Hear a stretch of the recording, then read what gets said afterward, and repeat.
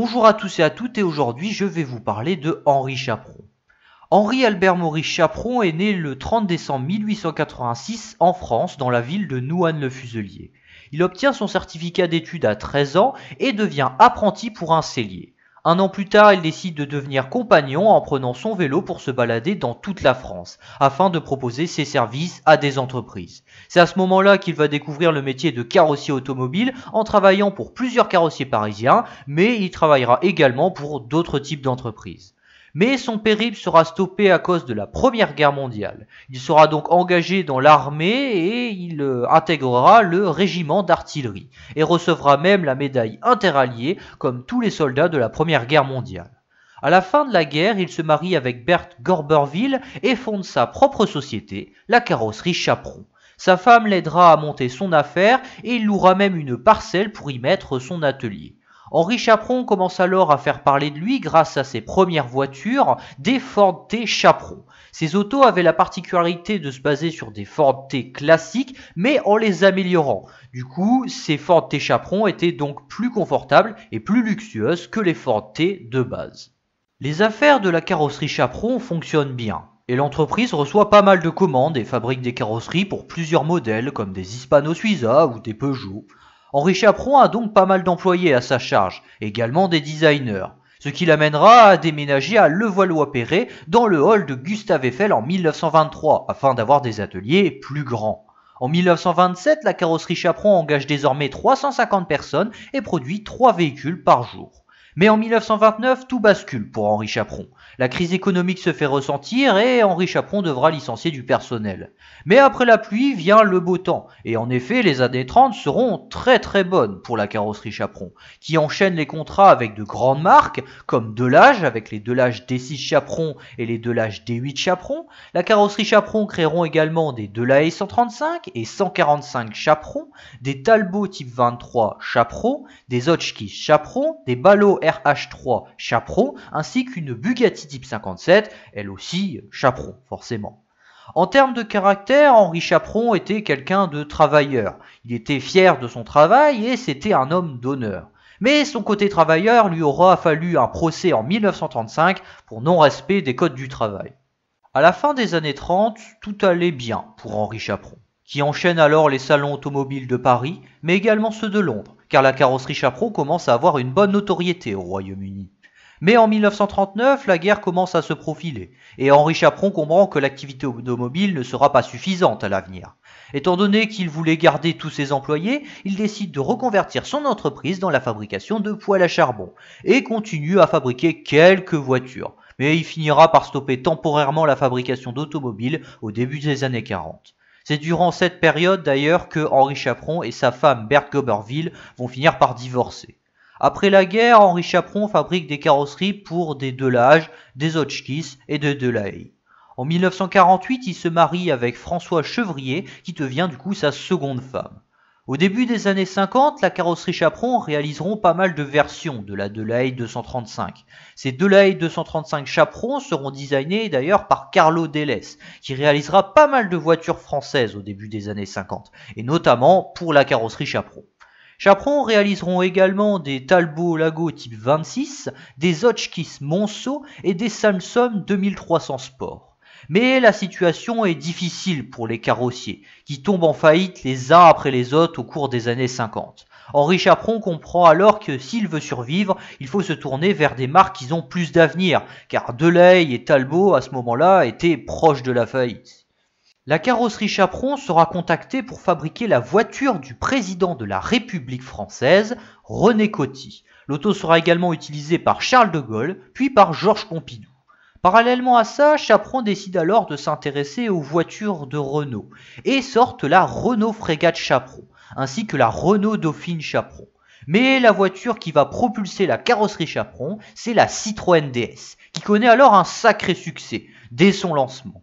Henri Chaperon décide alors de s'associer avec Citroën pour créer des versions Chaperon de la DS. Et le succès est immédiat. La carrosserie Chaperon sortiront une multitude de versions de la DS, avec la Citroën DS Croisette, la DS Le Dandy, la DS Le Caddy, la DS Palm Beach, la DS Lorraine, la DS Le Paris, la DS Majesty, la DS Concorde et la DS Le Mans. Bref, la DS aura été un véritable succès pour Chaperon. La carrosserie Chaperon réaliseront également une Citroën DS blindée de plus de 6 mètres de long pour Charles de Gaulle, car l'Élysée avait peur que le président se fasse tuer à cause d'un attentat. L'auto sera présentée devant de Gaulle en 1969, mais l'auto ne lui plaira pas vraiment, et il l'utilisera que très rarement, préférant plutôt la Citroën DS de base. Vers la fin des années 50, Chaperon réaliseront la carrosserie des Tracta Grégoire Sport, de quelques Peugeot 403, 2 Dauphine découvrables et quelques rares Simca, puisque Enrico Pigozzi, le patron de Simca, n'était pas très convaincu par les Simca d'Henri Chaperon. Mais l'une des créations les plus étonnantes, c'est cette Citroën 2 chevaux Chaperon, réalisée à exemplaire unique. Toujours dans les années 50, la carrosserie Chaperon réaliseront également 2 Rolls-Royce pour des anciens clients de la carrosserie Frané, qui venaient toujours de fermer, ainsi qu'une Bentley. Au début des années 60, la situation de la petite société est excellente. Ils réalisent pas mal de véhicules présidentiels avec une Cadillac Fleetwood 75 Chaperon destinée au roi Hassan II et une Renault Rambler Chaperon, encore une fois pour Charles de Gaulle. En plus de cela, Henri Chaperon reçoit les honneurs de la ville de Paris, qui lui donne la médaille de Vermeil, et il sera également mis en valeur par le Grand Prix de l'Art et de l'Industrie en 1966. Pourtant, à la fin des années 60, la situation devient de moins en moins simple pour Henri Chaperon. En effet, à ce moment-là, il est âgé de plus de 80 ans et diriger une entreprise à cet âge-là, ce n'est plus aussi simple que lorsqu'il en avait 30. C'est pour cette raison-là que sa femme l'aidera pas mal à partir de la fin des années 60. Lorsque la Citroën SM sort, la carrosserie Chaperon décide de s'y intéresser, puisque la DS avait connu un grand succès, alors pourquoi pas la SM? Et puis il faut dire que la DS Chaperon était déjà en fin de vie, elle allait disparaître.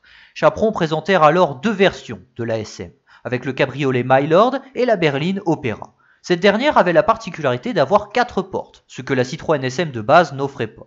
Chaperon réaliseront également une Citroën SM présidentielle pour le président Georges Pompidou. L'auto est rallongée de 52 cm, elle dispose de 4 portes et d'une barre de maintien pour que le président puisse saluer la foule sans tomber. La carrosserie Chaperon s'en sortait bien sur le point de vue financier. Ils avaient connu quelques petites difficultés à partir de la fin des années 60, mais ça allait quand même. Cependant, la crise pétrolière arrive et chamboule tout le monde, et également la carrosserie Chaperon. Les SM Chaperon ont également du mal à se vendre à cause de leur prix d'achat bien trop élevé, on est aussi en période de crise pétrolière, sans oublier les problèmes mécaniques de son V6 Maserati, et en plus de cela, Henri Chaperon commence à avoir de plus en plus de mal à travailler. En effet, il est très âgé à ce moment-là. Sa femme prendra progressivement la direction de l'entreprise à ce moment-là. Henri Chaperon n'appréciait pas de ne plus pouvoir travailler, mais il était bien obligé, car comme je viens juste de le dire, il était trop âgé. En 1974, la SM disparaît de la gamme Citroën, suivie de la DS l'année d'après. La carrosserie Chaperon doit donc chercher des véhicules qui pourront les remplacer. Alors ils décidèrent de sortir une Citroën CX Chaperon et une Peugeot 604 Chaperon. Cette dernière sera vendue au président du Niger et au fondateur des bières Heineken. Les CX et les 604 Chaperon étaient aménagés luxueusement et certaines étaient même blindées. À la fin des années 70, la situation se complique. Françoise Chaperon est obligée de licencier du personnel et en plus de cela, son mari Henri Chaperon décède le 14 mai 1978 à l'âge de 92 ans à Paris. Il sera enterré au cimetière du Trocadéro. Françoise Chaperon se rend vite alors compte qu'elle ne pourra pas continuer d'être rentable juste en fabriquant des carrosseries de voitures.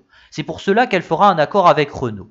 Le but de cet accord, c'est que la carrosserie Chaperon réalise pour Renault la carrosserie de ses futurs prototypes. Ce travail permettra de générer la majorité des bénéfices de l'entreprise. Parallèlement à ça, un importateur belge de Volvo décide de commander une Volvo 343 DL Chaperon. L'auto sera présentée au Salon de Bruxelles de 1980, mais l'auto n'attirera pas grand monde et sera juste vendue comme exemplaire unique à un client. En 1982, au Salon de Paris, Chaperon présentèrent 2 voitures populaires à son stand. Une Peugeot 104 ZS Chaperon et une Matra Murena découvrable. Le but était de produire les 2 autos en grande série. C'est pour cela que la 104 ZS Chaperon sera offerte à Madame Peugeot. Mais l'auto n'intéressera pas Peugeot, cependant Chaperon réussiront quand même à en produire 2 exemplaires équipés d'un kit rallye et d'un intérieur spécifique.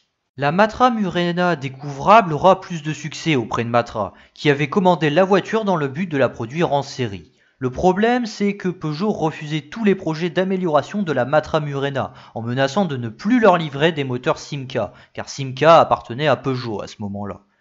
Peugeot ne souhaitait pas non plus que la Matra Murena ait trop de succès en prévision de la sortie de la Peugeot 205 et de ses versions sportives GTI et Turbo 16. Après, il faut dire aussi que la Murena était l'auto qui se vendait le moins bien chez Matra, mais les refus de Peugeot n'ont pas aidé. Le projet est donc annulé et l'auto finira par disparaître complètement de la circulation.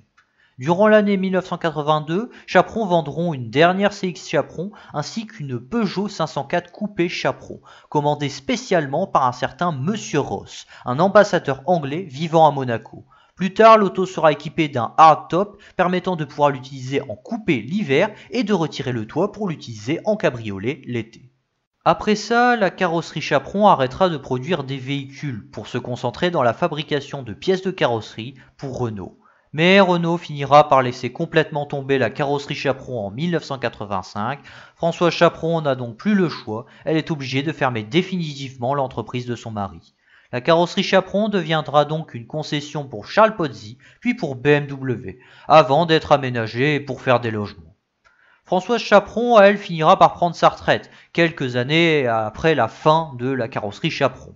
Vous pouvez d'ailleurs la voir dans certains salons automobiles, comme celui de Rétromobile en 2012. Elle finira par mourir de vieillesse à Paris le 5 décembre 2016, à l'âge vénérable de 99 ans. Merci infiniment d'avoir regardé la vidéo jusqu'au bout. Comme d'habitude, n'hésitez pas à mettre un like, à vous abonner, à mettre un commentaire. Sur ce, on se revoit dans quelques temps. Bye!